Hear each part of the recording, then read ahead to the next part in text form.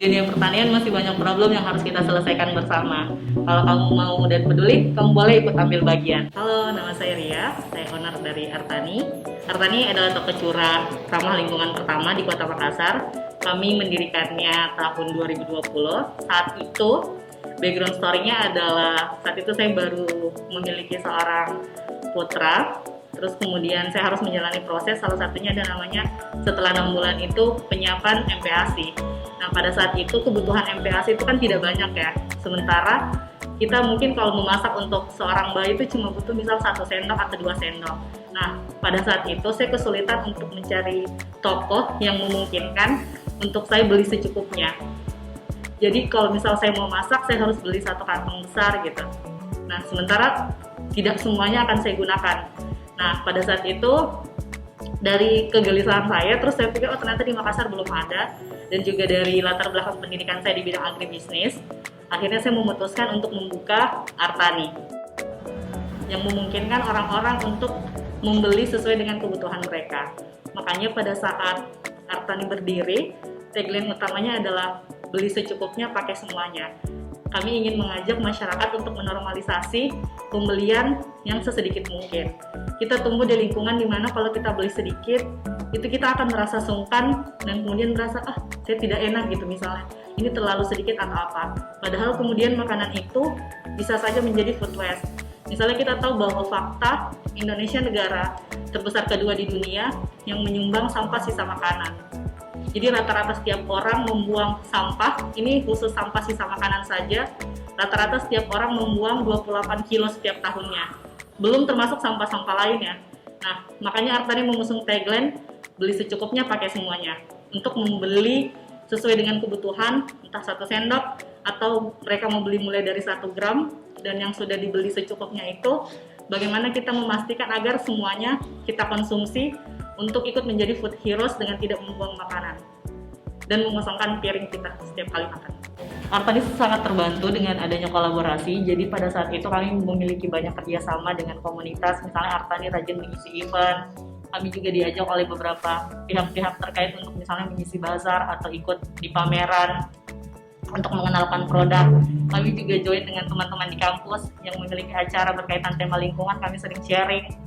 Seperti itu sih, kami juga memiliki beberapa campaign, misalnya di tahun ini kami bekerja sama dengan Lindungi Hutan untuk penanaman pohon di pesisir Untia Makassar. Jadi orang-orang yang belanja juga kami sampaikan bahwa mereka sekalian berdonasi gitu untuk penanaman pohon mangrove. Jadi memang kami memiliki beberapa konten yang misalnya itu ada keterlibatan dengan pihak luar gitu. Jadi misalnya kami juga punya Artani Talks, itu kami ajak orang-orang yang misalnya tidak harus berkecimpung di dunia pertanian gitu, misalnya dia menulis tentang pertanian, researcher, atau kemudian orang-orang yang kemudian belajar pertanian di luar, terus kemudian apa sih yang bisa kita pakai gitu dengan di sini, atau kemudian hal baik apa yang kita bisa gunakan di bisnis kita gitu. Di Artani juga punya workshop juga sih gitu. Misalnya kemarin kami ajak teman saya gitu, misalnya dia seorang penenun, terus kita bikin workshop di Artani, kolaborasi bikin workshop dari tenunan limbah kain. Jadi misalnya pakaian-pakaian yang sudah tidak terpakai, atau misalnya kalau di Makassar tuh kita sering kan biasa jahit seragam kalau perempuan, terus ada banyak sisa kainnya. Nah itu kita tenun untuk jadi hiasan dinding dan lain sebagainya. Jadi ada banyak sih bentuk-bentuk kolaborasi yang Artani lakukan, tidak hanya sebatas di produk pertanian, tapi juga berkaitan dengan isu-isu lingkungan. Itu mungkin yang cukup membantu akhirnya Artani dikenal. Sama karena Artani juga aktif di Instagram. Hal lainnya juga yang menjadi tantangan sebenarnya adalah bagaimana penyimpanan satu barang ya. Di toples misalnya bagaimana kemudian tidak cepat rusak, misalnya untuk menjaga kualitas produk. Makanya di Artani juga kita ada jadwal tertentu misalnya berkaitan dengan kebersihan, SOP misalnya kalau misalnya packing dan segala macam, gitu-gitu diperhatikan sih. Misalnya kita menggunakan selotipnya, apakah kami menggunakan selotip plastik atau kami menggunakan, tapi kami kan menggunakan tape dari kertas ya. Hal-hal itu sih mungkin yang kemudian menjadi fokus kami, berusaha sedetail mungkin, meskipun tentu sambil terus belajar ya gitu. Jadi itu sih mungkin, jadi di Artani rasa-rasanya kami tiap hari harus belajar banyak hal baru gitu, untuk tahu bahwa ternyata kita banyak banget nggak taunya gitu. Jadi semakin belajar semakin sadar, ternyata banyak banget nggak taunya, ternyata masih banyak kurangnya. Itu mungkin juga serunya sih, jadi kami merasa bertumbuh dan berproses setiap harinya, terutama berkaitan dengan penyediaan barang-barang di sini. Dan barang-barang di Artani juga banyak kolaborasi dengan UMKM lokal. Gitu, misalnya ada produk di Artani, dia mempekerjakan ibu-ibu di desa nelayan di Untia untuk menjahit tas yang dibuat dari sisa plastik. Terus dia belum bisa memasarkannya secara offline, kami tawarkan untuk simpan di sini. Dan beberapa juga produk-produk UMKM masih dari Kota Makassar, yang kemudian mereka produknya kami rasa oke, sangat bagus sekali gitu, terus punya value. Tapi kemudian mereka kesulitan, kami merasa bahwa poin besar dan kebahagiaan kami di Artani juga adalah tempat bertumbuh bukan cuma bagi kami, tapi juga banyak usaha lainnya. Pada saat memulai Artani, kendala yang terjadi tentu adalah karena ini toko bakso pertama, jadi kami cukup kesulitan di awal ya untuk memperkenalkan. Makanya di Artani di awal buka itu kami lebih berfokus pada cara-cara untuk mengedukasi, misalnya cara belanjanya. Jadi kami mengajarkan untuk membawa wadah misalnya, kemudian proses penimbangan, itu kan kemudian belum lah ya dalam proses belanja. Makanya di awal kami banyak mengkampanyekan tentang gaya hidup ramah lingkungan, dan kemudian edukasi tentang produk-produk yang dijual, seperti itu. Terutama pangan-pangan lokal misalnya oh selain beras ada apa aja sih sebenarnya yang bisa dikonsumsi, pangan-pangan lokal misalnya ada sorghum gitu-gitu. Hal lainnya mungkin adalah Artani itu kan tidak kemudian buka langsung offline store, jadi kami memulai dengan berjualan online dulu. Jadi kami online sambil kemudian riset pasar, kemudian kami evaluasi dan segala macam, sampai akhirnya kami merasa cukup punya customer melalui online. Akhirnya kami baru membuka toko offline. Jadi dari perjalanan dari hanya online terus ke offline itu memang cukup jatuh bangun, apalagi bulk store juga di Makassar belum banyak gitu ya.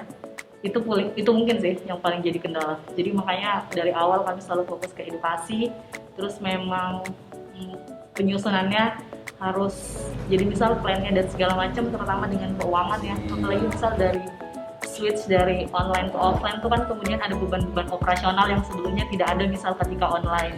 Nah itu sih yang mungkin lebih dipersiapkan. Untuk teman-teman yang mungkin tertarik untuk berkecimpung di dunia lingkungan ataupun dunia pertanian, sebenarnya ada banyak cara, tidak harus dengan bertani secara langsung, tapi juga bisa dengan membuka usaha, memberikan kesempatan kepada petani untuk bisa, misalnya kita berjualan dengan sistem fair trade, jadi kita memberikan petani kesempatan untuk menentukan harga, jadi petani tidak harus selalu ikut pasar, atau juga kemudian bisa memperpanjang umur produk pertanian, seperti yang Artani lakukan. Kalau sedang panen raya, kita akan melihat banyak sekali pangan-pangan yang busuk. Padahal ada banyak metode untuk menyelamatkan bahan pangan tersebut. Seperti itu. Jadi sebenarnya ada banyak cara, tidak harus turun di sawah misalnya, tapi juga bisa dengan berjualan ataupun ikut mengkampanyekan. Hal paling sederhana misalnya mengkampanyekan atau kemudian membeli produk mereka secara langsung dengan harga yang terbaik. Gitu. Salah satunya yang ingin saya rekomendasikan adalah buku dari Mas Ahmad Arif. Ini adalah buku tentang pangan lokal, jadi misalnya ada sorghum, ada sagu Papua, dan juga ada buku judulnya Masyarakat Adat dan Kedaulatan Pangan.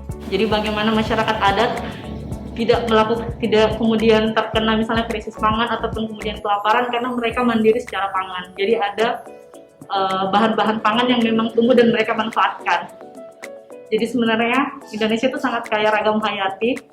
Jadi kalau di Artani kita selalu mengajak untuk misalnya mengkonsumsi banyak bahan pangan. Tidak misalnya bergantung hanya pada beras dan kemudian semua orang harus mengkonsumsi beras gitu. Karena kemudian secara fakta ada banyak sumber ragam hayati yang hilang akibat misalnya berasisasi tadi. Seperti itu. Jadi ada banyak cara untuk kemudian ikut berkontribusi. Hal paling sederhananya beli dengan harga wajar di petani, dengan harga terbaik yang bisa kita berikan. Dan juga selalu ingat bahwa apa yang kita lakukan akan berdampak sih ke lingkungan.